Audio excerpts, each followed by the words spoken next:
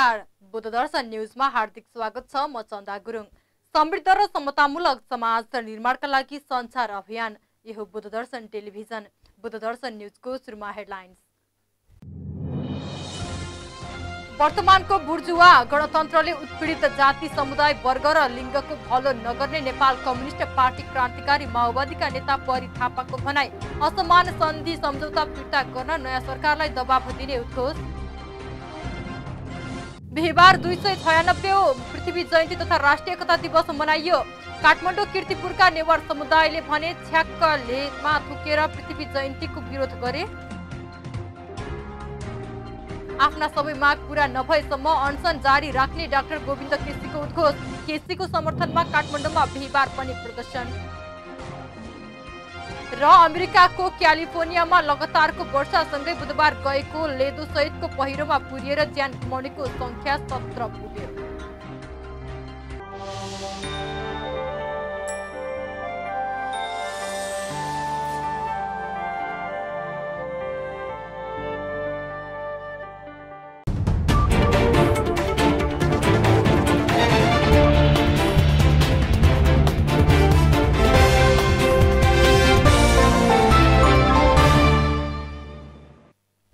अब समाचार विस्तारमा।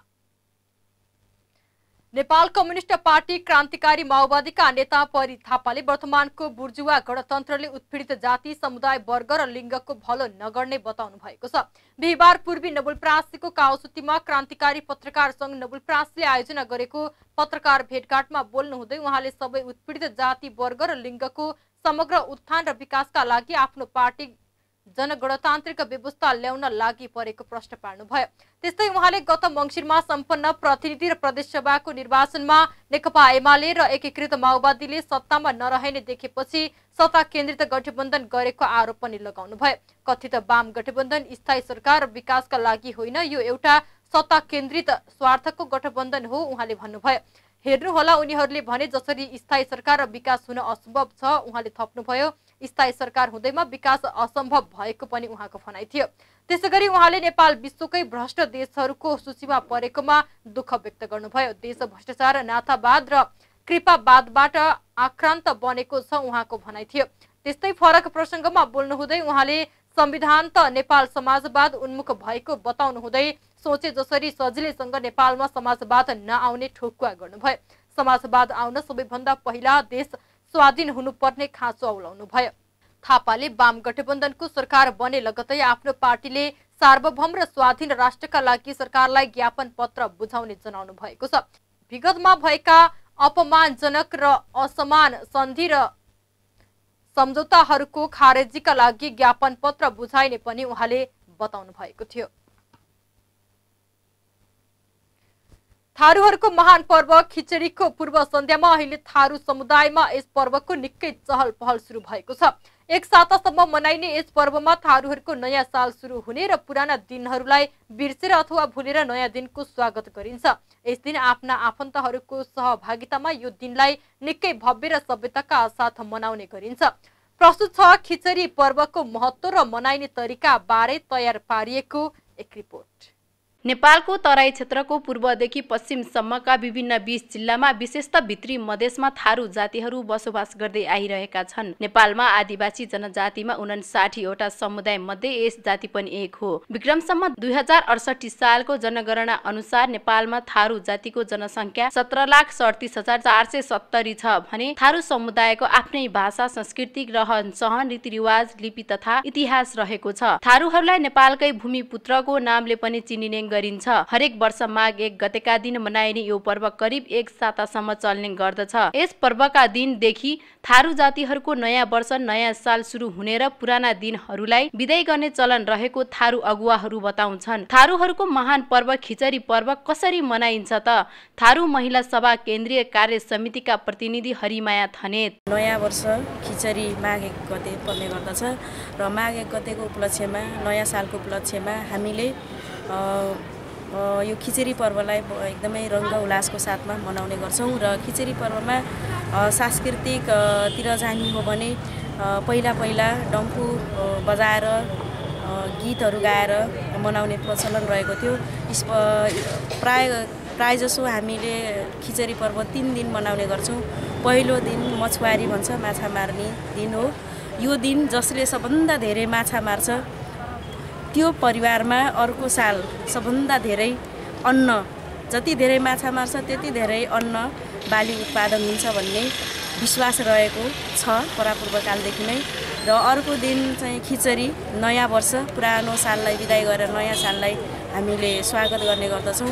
यो दिन भने अघिल्लो दिन चिचरको चाहिँ भत्कुन बनाएर राखेका हुन्छ, त्यसलाई पकाएर अघिल्लो दिनकै माछासँग खाने चलन छ र यसलाई हामीले पुसमा पकाएको माघमा खाने भनेर भन्ने गर्दछौँ।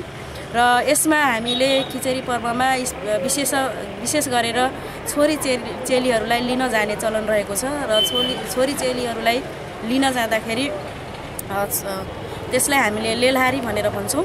र लेलहारी गरिसकेपछि छोरी चेलीहरू पुस मसान्तकै दिन आउने गर्दछन् र माइत जाँदाखेरि एक डाली चिचर बोकेर जाने हाम्रो पुरानो चलन, वास्तविक कल्चरल त्यो हो। र खिचरीको दिनमा सबै रिलेटिभहरू, नातेदारहरू, साथीभाइहरू, परिवारका सबैजना एकै ठाउँमा जम्मा भएर चोखो मिठो खाएर मनाउने चलन रहेको छ। र अन्तिममा अर्को दिन बिदाई गर्दाखेरि छोरी चेलीहरूलाई नयाँ साडी, दाजुभाइहरूले, आमाहरूले, बुवाहरूले नयाँ साडी दिएर बिदाई गर्ने चलन रहेको छ। र यस जातिको प्रमुख पेशा भने कृषि नै हो। उनीहरू घरेलु काममा प्रयोग हुने सामग्रीहरू आफ्नै परम्परागत सिप प्रयोग गरी आफै तयार गर्दछन्। उनीहरूको प्राकृतिक स्रोत साधनसँग अन्योन्याश्रित सम्बन्ध रहेको पाइन्छ।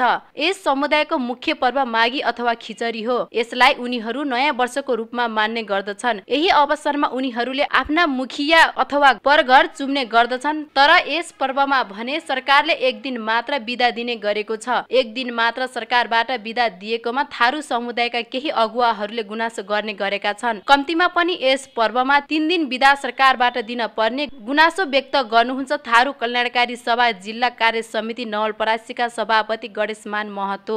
हाम्रो यो माघी पर्वको लागि सरकारले अहिलेसम्म एक दिन मात्र बिदा दिने गरेको छ। यो निश्चय पनि हाम्रो लागि दुर्भाग्य हो। यो मैले भनिसकेँ, कम्तीमा पनि यो पर्वलाई हामीलाई चाहिँ 3 दिनसम्म अनिवार्य चाहिन्छ। खिचरीको अघिल्लो दिन सम्पूर्ण सरजमहरू हामीले जुटाउनु पर्ने हुन्छ, पकाउनु पर्ने हुन्छ, इस्टिमेट गर्नुपर्ने हुन्छ। त्यो दिन हामीले जुनसुकै काम भए पनि छोडेर हामी त्यो तयारीमा लाग्नुपर्छ। त्यस कारणले गर्दाखेरि त्यो दिन हुनुपर्छ। र मुख्य दिन खिचरीको दिन त त्यो हुने नै भयो। र त्यसको भोलिपल्ट मैले भने एउटा गाउँभरिको समीक्षा, वर्षभरिको समीक्षा गर्ने दिन भएको हुनाले पनि एउटा महत्त्वपूर्ण दिन हो।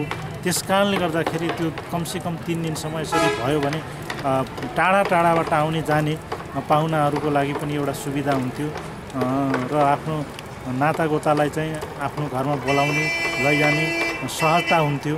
त्यस कारणले पनि यसलाई चाहिँ 3 दिनसम्म बिदा दिएको भए राम्रो हुन्थ्यो। जस्तै दसैँमा 7 दिन, स्कुलहरूमा त 15 दिन बिदा हुन्छ होइन, तिहारमा 3 दिन बिदा हुन्छ, तर यहाँ 4-5 दिनसम्म बिदा पनि गरिरहेका छन्। यस्तो अवस्थामा बरु अरू बिदाहरूलाई कटाएर यो बिदालाई चाहिँ अलिकति प्राथमिकता दिने हो भने यो खिचरी पर्व अझै राम्रोसँग मनाउने हुन्थ्यो।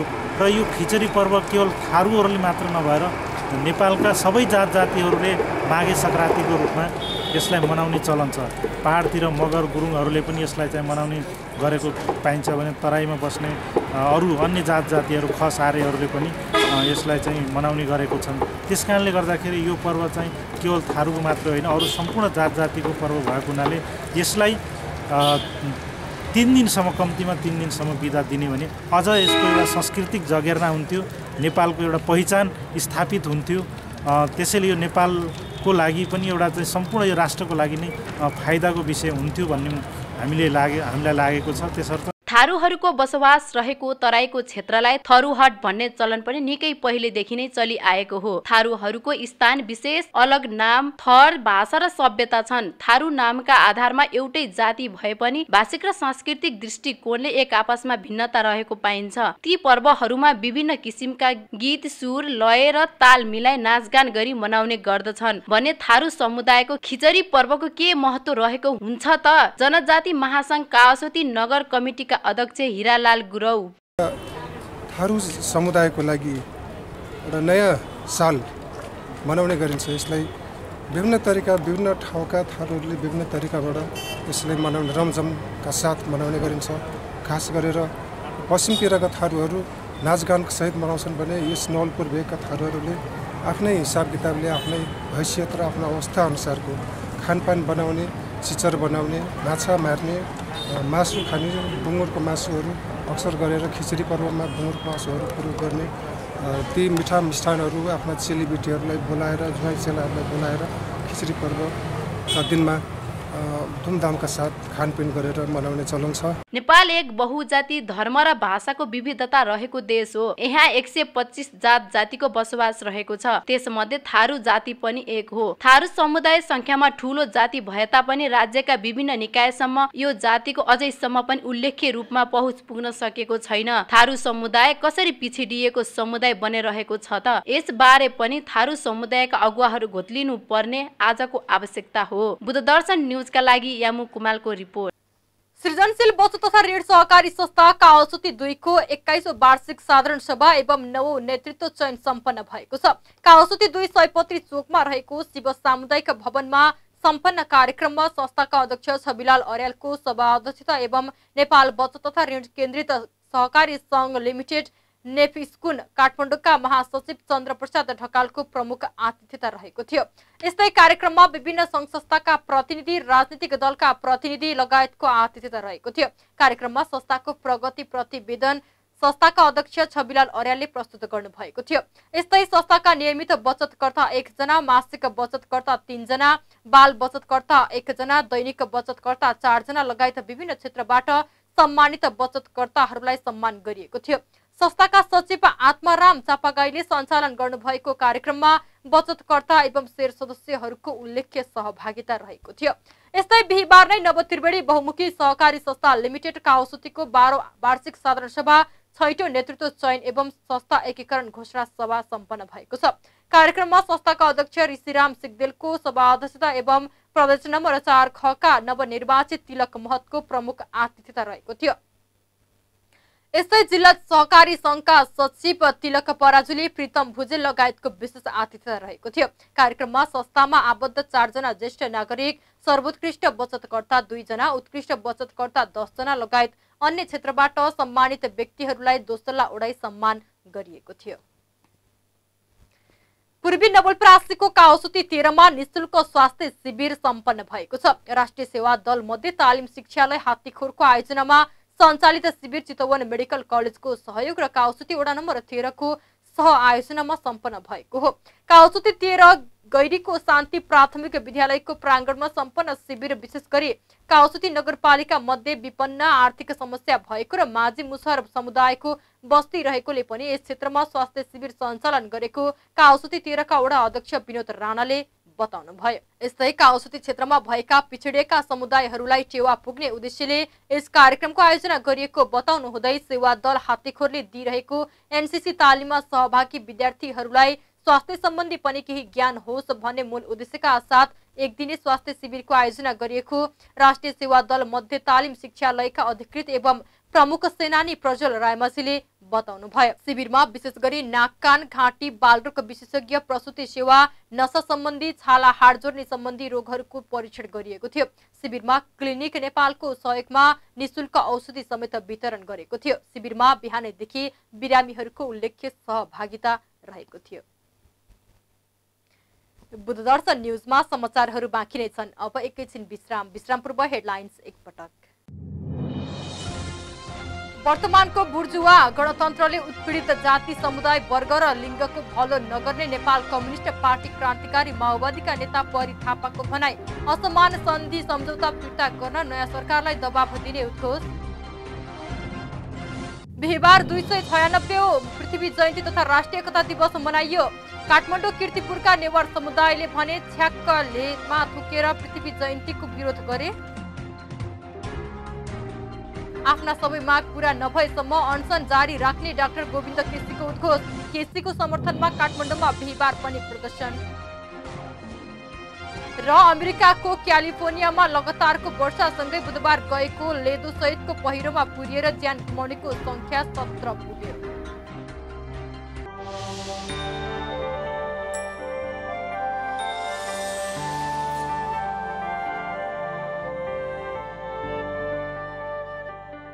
निर्माण सम्बन्धी विभिन्न सामानहरूका लागि सम्झनै पर्ने पसल अविनाश्री ट्रेडर्स। तपाई पनि बाथरुम टोयलेटका लागि आवश्यक पर्ने सम्पूर्ण सामान, रङरोगन तथा सेनेटरीका सामान, पानी मोटर तथा विभिन्न किसिमका टाइल्सका साथै डोर फिटिङका भरपर्दा र गुणस्तरीय सामानहरूको खोजीमा हुनुहुन्छ भने अन्त कहीँ होइन, आउनुहोस् कावासोती सभापति चोकमा रहेको अविनाश्री ट्रेडर्समा। हामी तपाईलाई सुपथ मूल्यमा यी सबै सामग्रीहरू उपलब्ध गराउनेछौँ। सम्पर्क अविनाश्री ट्रेडर्स, काउसोती नगरपालिका 3, सभापति चोक नवलपरासी। प्रोप्राइटर केशवराज शर्मा। मोबाइल 9847 94 888। एकपटक सेवा गर्ने मौका दिनुहोस्।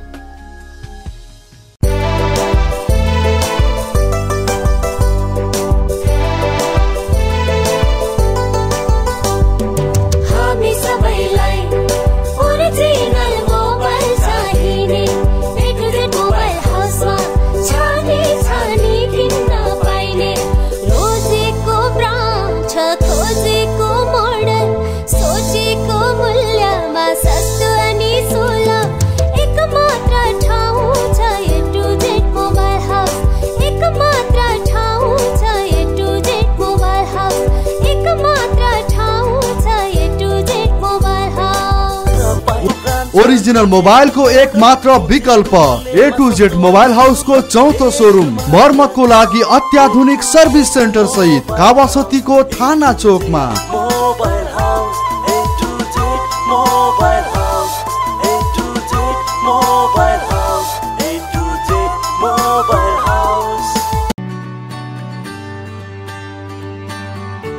स्वच्छ सफा र शान्त वातावरणमा फ्री वाइफाई जोन सहित खान बस्नको राम्रो व्यवस्था भएको, एसी सहितको आरामदायी कोठाहरू र स्विमिङ पुलको व्यवस्था भएको, क्याटरिङ सेवा र अर्डर अनुसारको खाना उपलब्ध गराइने, एकै पटकमा 5 देखि 700 जनाका लागि सुविधा सम्पन्न पार्टी प्यालेसका साथमा सितारा रिसोर्ट। हजुर, सितारा रिसोर्ट प्राली, कावासोती नगरपालिका 9, रामनगर नवलपरासी।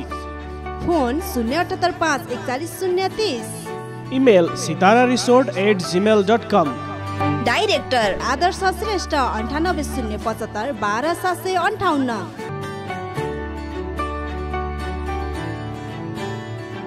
साथै कावासोती 15 स्थित थारू भिलेजको अवलोकन गर्न र हात्ती सफारीको मजा लिन चाहनुहुन्छ भने हामी कहाँ यातायातको व्यवस्था रहेको पनि जानकारी गराइन्छ। एकपटक अवश्य सम्झनुहोस्। भान्सादेखि विभिन्न उत्सव समारोहका लागि आवश्यक पर्ने सामग्री पाइने पसल छ कुनै? छ नि, कावासोती नगरेको प्रवासी शपिङ सेन्टर। प्रवासी शपिङ सेन्टर हो, प्रवासी शपिङ सेन्टर जहाँ सम्पूर्ण किसिमका किराना सामग्री, बच्चादेखि वृद्धसम्मका लागि मौसम अनुसारका जुत्ता, चप्पल, लत्ता, कपडा लगायतका फेन्सी आइटम, श्रृंगार सामग्री, विभिन्न उत्सव तथा समारोहका लागि आवश्यक पर्ने उपहार सामग्रीका साथै भान्साका लागि आवश्यक पर्ने ताजा तथा स्वच्छ फलफुल र तरकारी सुपथ मूल्यमा कम्प्युटर प्रणालीबाट नापतोल गरी बिक्री गरिन्छ। साथै होम डेलिभरीको पनि व्यवस्था रहेको छ। प्रवासी शपिङ सेन्टर काउसोती नगरपालिका 2, इन्द्रचोक नवलपरासी। सम्पर्क 078 540 205, मोबाइल 98 2 15 67 460 र 98 039 05 719।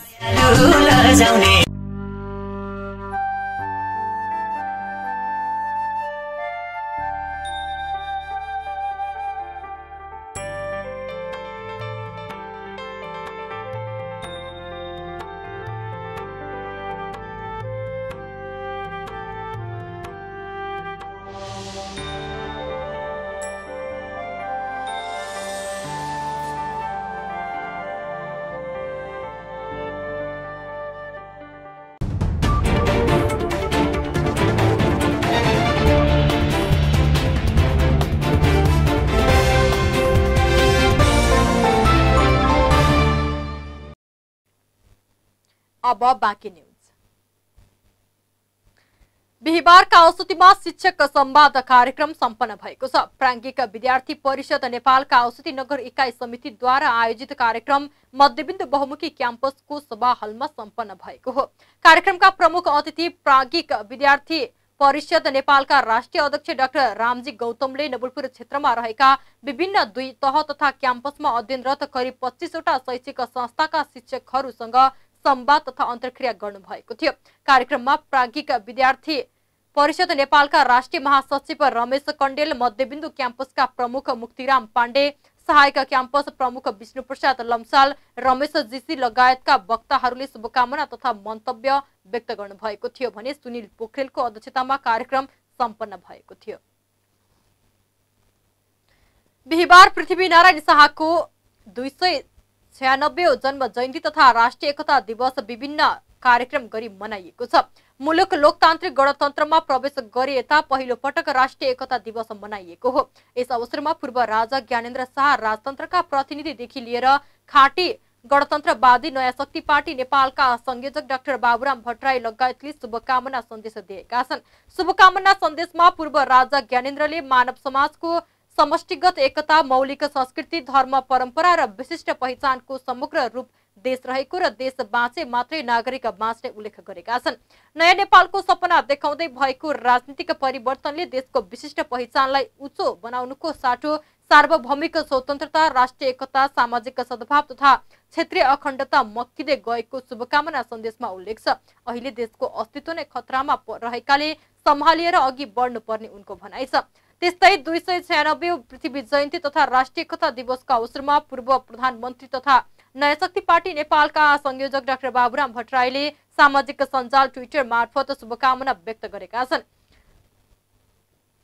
पृथ्वीनारायण शाहको जन्म जयन्तीको उपलक्ष्यमा सबैमा हार्दिक बधाई तथा शुभकामना। पृथ्वीनारायण शाहलाई 18औं शताब्दीको ऐतिहासिक परिस्थितिको सापेक्षतामा सबै नेपालीले सकारात्मक ढंगले मूल्याङ्कन गर्दै एकीकृत नेपाललाई सबै जात जातिको साझा फुलबारी बनाउने संकल्प गरौं, उनले भनेका छन्। काठमाडौँको सिंहदरबार बाहिरपट्टि रहेको पृथ्वीनारायण शाहको शालिगमा राष्ट्रपति विद्यादेवी भण्डारी, प्रधानमन्त्री शेरबहादुर देउवा लगायत उच्च पदस्थ अधिकारीले माल्यार्पण गरेका थिए। 2062-63 सालको आन्दोलनपछि पृथ्वी जयन्ती तथा राष्ट्रिय एकता दिवसको सार्वजनिक विधा कटौती गरी सरकारले औपचारिक कार्यक्रम पनि गर्न छाडेको थियो। तर कतिपय आदिवासी जनजाति संघ संस्था र अभियन्ताहरूले भने पृथ्वी जयन्तीको विरोध गरेका छन्। गणतान्त्रिक सरकारले आफैले खारेज गरेको पृथ्वी जयन्तीलाई पुनः सुरु गरेको प्रति उनीहरूले विरोध जनाएका छन्। विशेष गरी एकीकरणका क्रममा पृथ्वीनारायण शाहको तत्कालीन गोर्खा राज्यले आफूहरूको समुदायमाथि भाषिक, धार्मिक र सांस्कृतिक दमन गरेकोले पृथ्वीनारायण शाहले एकीकरण भन्दा पनि साम्राज्यवाद लागू गरेको उनीहरूको बुझाइरहेको छ। यसैबीच हरेक पृथ्वी जयन्तीका दिन काठमाडौँ कीर्तिपुरमा कीर्तिपुरवासी जनताले पुष 27 गते पृथ्वीनारायण शाहको जन्मदिन परेर छ्याके ढुङ्गामा उभिएर बसन्तपुर दरबारतिर थुक्ने चलन रहेको छ। गोर्खाली शासकको अत्याचार र साम्राज्यवाद प्रति रिस पोख्न यो चलन चल्दै आएको कीर्तिपुरवासीहरूको भनाइरहेको छ। सर्वोच्च अदालतले तारिखमा छाडे पनि आफ्ना सबै माग पूरा नभएसम्म डाक्टर गोविन्द केसीले अनसन जारी रहने बताएका छन्।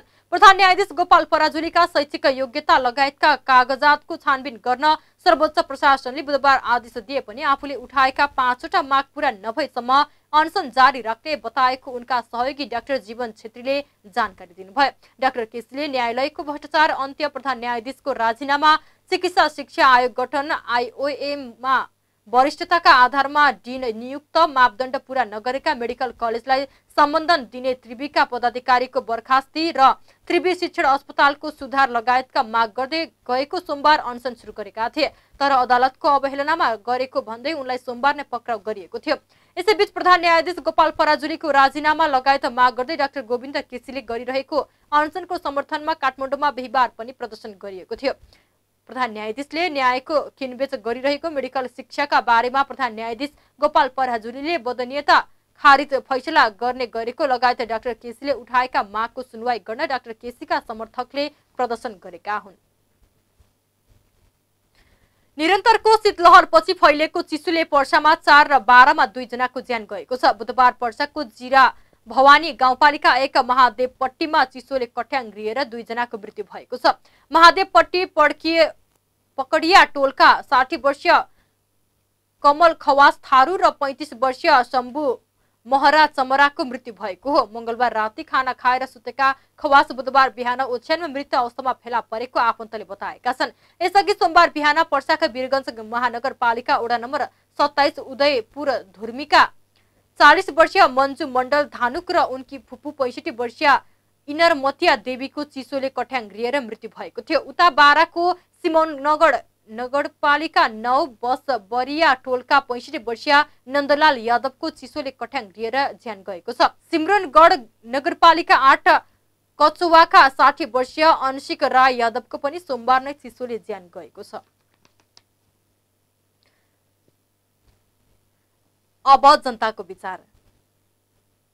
बिहिबार 296 पृथ्वी जयन्ती तथा राष्ट्रिय एकता दिवस मनाइएको छ। यस दिन नेपालको एकीकरणकर्ता मानिएका तत्कालीन गोर्खाली राजा पृथ्वीनारायण शाहको विशेष सम्झना गरिन्छ।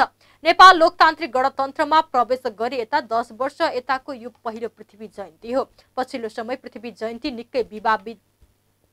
निकै विवादित बनेको छ। कतिपयले पृथ्वीनारायण शाहलाई एकीकरणकर्ताका रूपमा लिन्छन् भने कतिपयले उनलाई साम्राज्यवादी शासकका रूपमा व्याख्या गर्छन्। यसैबीच आज हामीले पृथ्वी जयन्तीको अवसरमा तपाईँ पृथ्वीनारायण शाहलाई कसरी सम्झना गर्नुहुन्छ भनेर केही सर्वसाधारणहरूलाई सोधेका छौं।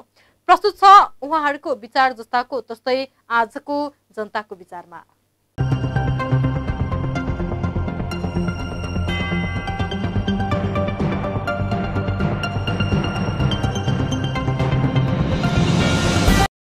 विकास तिनीहरू प्रजातन्त्र युगमा भएका साथीहरूलाई तिनीहरूलाई भित्र्याउँदा हामीलाई पनि फाल्छन् भन्ने जगजगीले ती साथीहरू लिन गएनन् र अहिले सानो खुर्सानी बारी जत्रो सिमानामा रहेको यो नेपालको त्यत्रोलाई सानो बनाउनु पृथ्वीनारायण शाहका पछिका राज्य सञ्चालनका साथीहरूको कमजोरी हो। र त्यसपछि पनि अहिले पनि नेपालमा जति पनि दलहरू छन्, राष्ट्रिय दलहरू छन् र विजेता साथीहरू हुनुहुन्छ, उहाँहरूले पटक पटक कांग्रेसले, एमाले, माओवादीले राज्य सञ्चालन गर्दै आयो, तर पनि यो राज्यको जनताको पब्लिकको मेरुदण्ड चाहिँ दिन सकेको अवस्था देखिँदैन।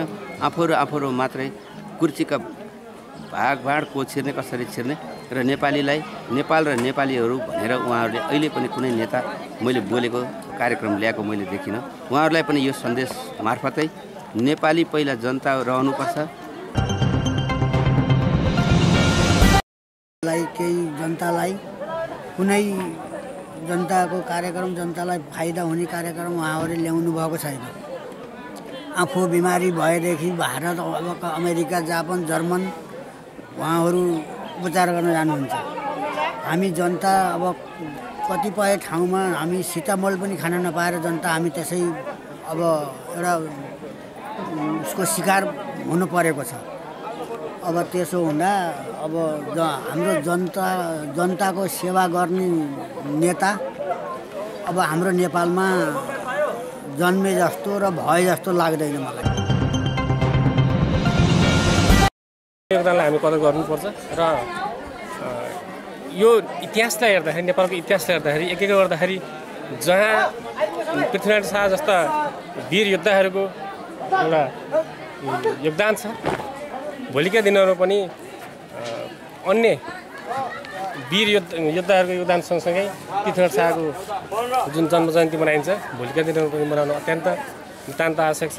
र यस्ता वीर शहीदहरूप्रति हामीले आउने दिनहरूमा हाम्रा भावी सन्ततिहरूलाई पनि हामी आजसम्म यो अवस्थामा आउँदाखेरि आज यो अवस्थामा ल्याउनलाई हाम्रा पृथ्वीनारायण शाह जस्ता धेरै योद्धाहरूको हाम्रो जुन देन छ उहाँको स्मरण गर्नुपर्छ भन्ने हामीले उहाँहरूलाई र हाम्रा देशका राजनीतिक दलहरू, नेतागणहरूले र पृथ्वीनारायण शाहको योगदानलाई चाहिँ चटक्कै बिर्सिएर एकता दिवस जस्तो एउटा महत्त्वपूर्ण कुरालाई पनि एउटा कटौती गरेर खालि आफ्नो स्वार्थमा मात्रै एउटा केन्द्रित भइरहेको अवस्थामा आजका दिनमा आइपुग्दाखेरि यो सरकारले एउटा एकता दिवसलाई चाहिँ मनाउनुपर्छ भनेर त्यो सन्दर्भ आज चाहिँ जोड्दै गइरहेको अवसरमा चाहिँ मलाई लाग्छ यो अत्यन्त सान्दर्भिक छ र हामी सम्पूर्ण कुनै पनि जात, जाति, भाषा, भाषी, धर्म, संस्कृति, परम्परा कसैले पनि यसलाई चाहिँ अन्यथा रूपबाट नसोचिकन पनि सिक्न जरुरी आवश्यक छ। जसरी पृथ्वीनारायण शाहले सिङ्गो नेपाललाई एउटा अगाडि बढ्ने यत्रो काम गर्नुभयो, त्यसरी नै अहिलेको आवश्यकतामा अहिलेका युवा नेताहरूले नेपाललाई अगाडि नै विकासको उन्नतितर्फ लानलाई उहाँबाट सिकेको प्रेरणाहरू हामीले कहिले पनि भुल्न हुँदैन र उहाँसँग सदैव उहाँकोले दिएको योगदान राजा मध्ये पनि उहाँ जस्तो राजालाई भेट्न हामीले लगभग अहिलेसम्म जन्मिएको पनि छैन होला जस्तो लाग्छ नेताहरूमा पनि। उहाँको पृथ्वीनारायण शाहको जन्म भनेको त हामीले कहिले पनि स्मरण गरेर पनि सकिन्न उहाँको गुणगान र गाएर।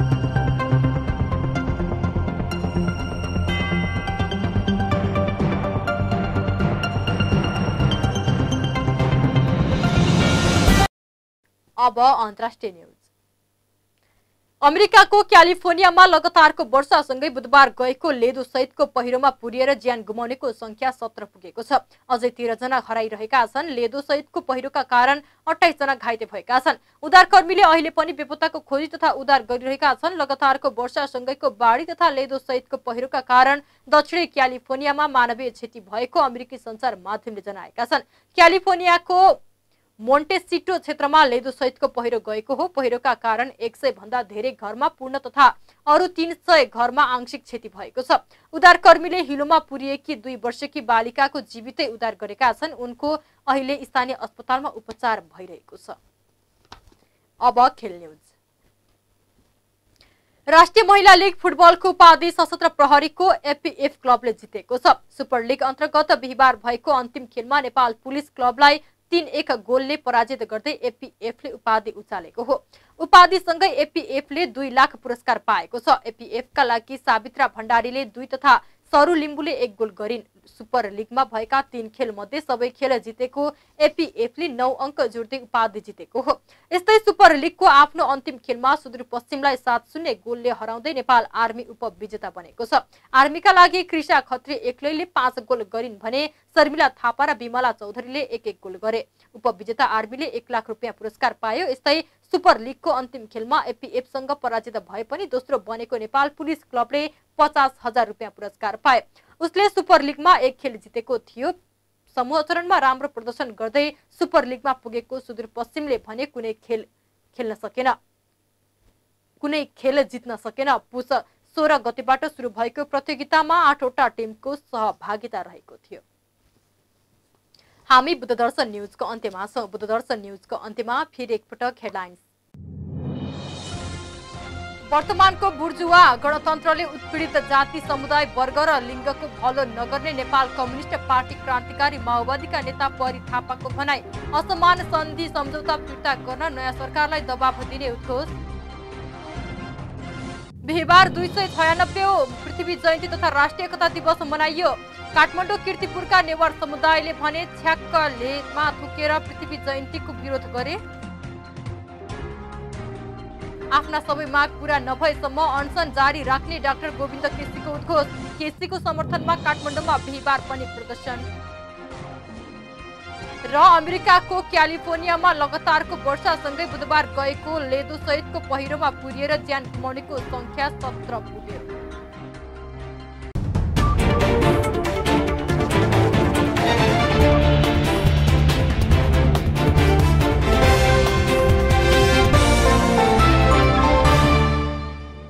हवस् त बुद्धदर्शन न्यूज अहिलेलाई सकियो।